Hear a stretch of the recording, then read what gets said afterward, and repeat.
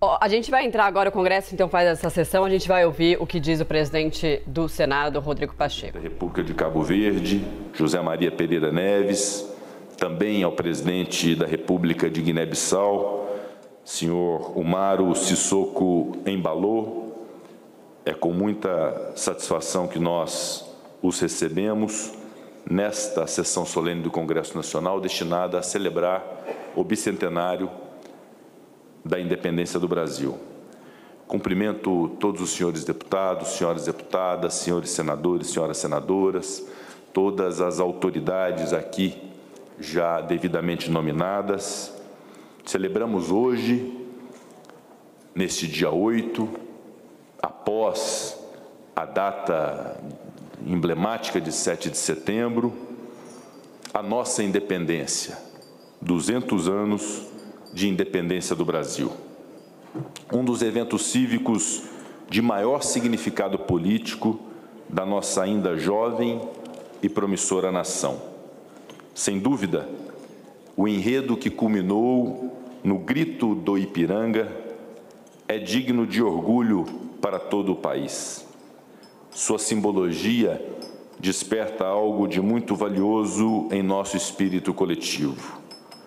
De uma história de dominação e de uma condição de dependência, passamos ao patamar de igualdade e de respeito em relação às demais nações soberanas.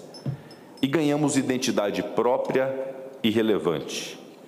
Passamos a decidir, enquanto povo brasileiro, como governar nosso país de modo autônomo, sem interferência externa. Mas a independência não é o ponto de partida, nem a linha de chegada da mudança social. Marca o reconhecimento da luta popular como prioritária ao Estado e à sociedade. Com a conquista da liberdade, sucessivos movimentos de aprimoramento político-institucional foram realizados. Da monarquia à atual estabilização do regime republicano, constituído no Estado democrático de direito. No Poder Legislativo, essa trajetória marcou-se pela tendência de expansão e consolidação de prerrogativas cidadãs. Parte dessa história poderá ser revivida no Salão Negro deste Palácio do Congresso Nacional.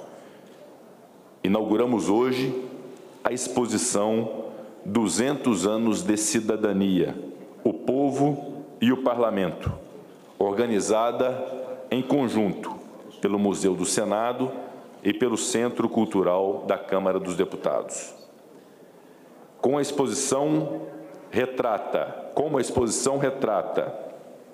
o bicentenário do país, assistiu a uma caminhada constante do povo brasileiro na direção de uma verdadeira era dos direitos, na feliz expressão do jurista Norberto Bobbio, com a busca pela concretização de ideias de emancipação política, direitos civis e políticos, direitos sociais, direitos coletivos, culminando com a Constituição de 1988, como grande marco da estabilidade e progresso da democracia brasileira.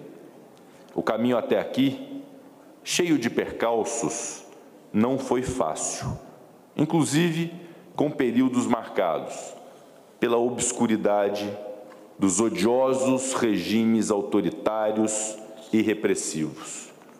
Entretanto, com a Constituição Federal de 1988, conhecida como Constituição Cidadã, símbolo máximo da nossa redemocratização, a nossa história deu uma guinada definitiva no sentido da liberdade e da democracia. Seus fundamentos, fortalecidos por meio do reconhecimento legítimo dos brasileiros aos poderes constituídos, serviram e servirão para enfrentarmos alegóricos retrocessos antidemocráticos e eventuais ataques ao Estado de Direito e à democracia. Isso é irrefutável, isso é irreversível. Senhoras e senhores, embora muito tenhamos avançado, o caminho para o amplo desenvolvimento ainda é longo.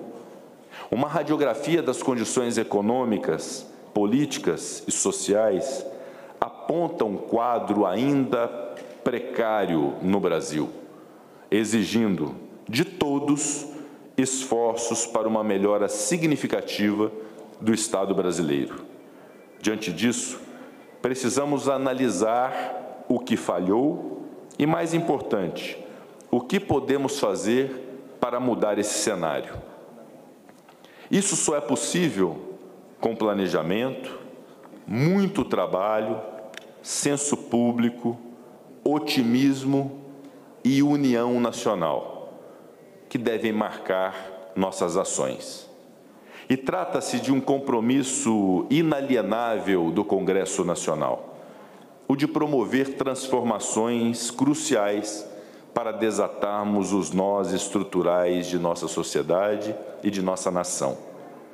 O ânimo que emana o 7 de setembro deve inspirar nosso trabalho de maneira permanente. A precariedade social não é só um problema de quem vive essa realidade, é um problema do Estado, é um problema da sociedade, é um problema de todos nós.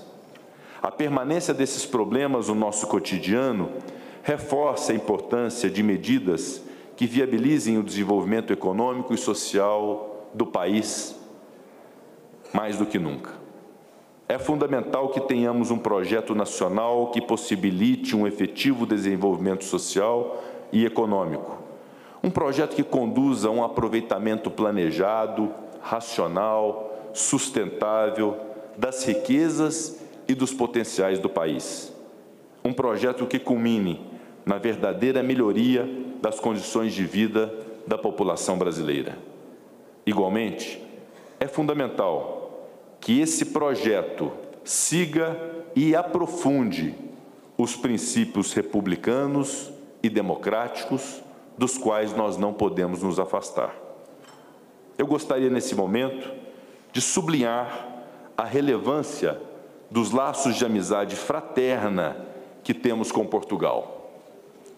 O bicentenário da independência comemora o evento da ruptura com a antiga metrópole. Com o passar dos anos, no entanto, a República Portuguesa se tornou uma parceira importante do Brasil, não só na estratégia, como também nas múltiplas relações comerciais, de investimentos, de acordos de cooperação entre nossas nações. A presença nesta sessão solene do presidente da República Portuguesa, senhor Marcelo Rebelo de Sousa, e do presidente da Assembleia da República, senhor Augusto Santos Silva, assim como de todos os seus ministros, de toda a sua comitiva, confirma a natureza igualitária, republicana e fraterna dessas relações do Brasil com a sua pátria-mãe. Vivemos recentemente alguns dos anos mais tormentosos da nossa história, com a emergência de saúde pública do coronavírus, a guerra na Europa, a crise econômica que se seguiu. Mas, em meio à tragédia da pandemia, demonstramos, enquanto nação, o nosso potencial e nossa força. A campanha de vacinação mobilizou a sociedade e o Congresso Nacional Brasileiro teve um grande protagonismo para que isso acontecesse. O Sistema Único de Saúde, outrora concebido no Brasil, com todos os desafios que enfrenta um país continental, foi, em larga medida, fundamental para o enfrentamento à pandemia. O nosso reconhecimento a todos os profissionais da saúde do Brasil, notadamente os do Sistema Único de Saúde. O espírito de cidadania do povo brasileiro segue vitorioso.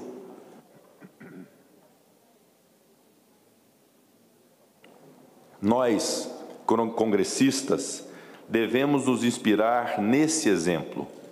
Promover a harmonização política, aprimorar o modelo econômico, fazer as mudanças que visem a prosperidade de cidadãos, almejar a fraternidade, a solidariedade social, o respeito recíproco e, sobretudo, o respeito às divergências. Lembro que daqui a menos de um mês, os brasileiros e brasileiras vão às urnas praticar o exercício cívico de votar em seus representantes. E o amplo direito de voto, a arma mais importante de uma democracia, não pode ser exercido com desrespeito, em meio a discurso de ódio, com violência, com intolerância em face de quem é diferente. Por isso, sigamos as palavras de José Bonifácio, o patriarca da independência. Como escreveu no seu livro Projetos para o Brasil, busquemos a ação política, causa mais nobre e santa, que pode animar corações generosos e humanos. Honremos, enfim, a coragem, o patriotismo e o espírito cívico que moveram Dom Pedro I a proferir o célebre grito do Ipiranga. É o que desejo para o nosso país para os próximos anos. Muito obrigado. Time de análise apostos para essa sessão solene no Congresso Nacional que comemora os 200 anos da independência do Brasil e da qual o presidente Jair Bolsonaro não participa, cancelou de última hora porque a presença dele estava até então confirmada na agência oficial. O discurso de Pacheco, Basília Rodrigues Borges, bom dia, você estava com a gente a partir de agora. O discurso de Pacheco, Basília, dá o tom do motivo de Jair Bolsonaro não ter ido? Pois é, ou seja, essa cena que a gente teria visto hoje, o presidente Jair Bolsonaro ouvindo, ao lado do presidente do Congresso Nacional, alguém que vai se opor a ataques a quem faz mal à democracia, quem quer promover irreversíveis ataques, irrefutáveis retrocessos à nossa Constituição. E ele deixa aí uma mensagem aos eleitores, aos brasileiros, que falta menos de um mês para essa ida às urnas eletrônicas, para essa escolha importante para todo o país, e utiliza como argumento, como narrativa também, a utilização aí da palavra arma, que o voto é a arma desta população. A gente costuma ver que é um governo muito embasado nessas questões armamentistas, e o presidente do Congresso mostra que o principal trunfo, a principal arma mais poderosa está na mão das pessoas. Basília, Arthur Lira, presidente da Câmara, está falando. Daqui a pouquinho a gente volta a analisar. Vamos ouvir. Senhor Antônio Augusto Brandão Aras, queria saudar também o presidente do Tribunal Superior Eleitoral, o senhor ministro Alexandre de Moraes, saudar ainda o ministro Dias Toffoli, do Supremo Tribunal Federal, a ministra presidente do STJ, Maria Tereza, e ao ministro Humberto Martins. Saudar aqui representantes do Poder Executivo, ministro de Relações Exteriores, ministro da Educação. No nome dos dois, saudar a todos que compõem o Poder Executivo, pedir desculpas, mas já pela hierarquia institucional do Congresso Nacional, o presidente Rodrigo Pacheco fez a todos os representantes de países, embaixadores, embaixadoras, de embaixadas, as comitivas dos países de língua portuguesa que acompanham seus presidentes, sintam-se todos bem-vindos. Saudar, por último, os ex-presidentes do Senado, senador Lobão, ex-presidente do Senado, senador Benevides, e ex-presidentes da República, presidente Michel Temer e presidente José Sarney.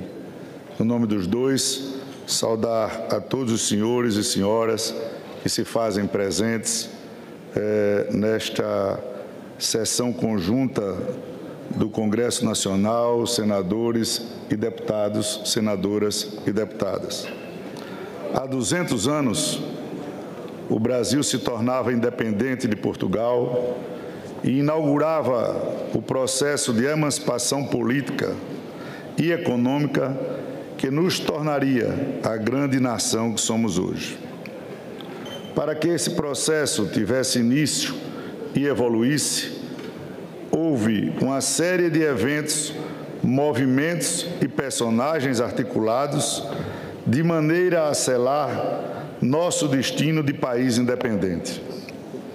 Nesta sessão solene do Congresso Nacional, em que os poderes da República Brasileira celebram o bicentenário da independência, gostaria de ressaltar a participação do Poder Legislativo no processo que culminou com o histórico 7 de setembro de 1822.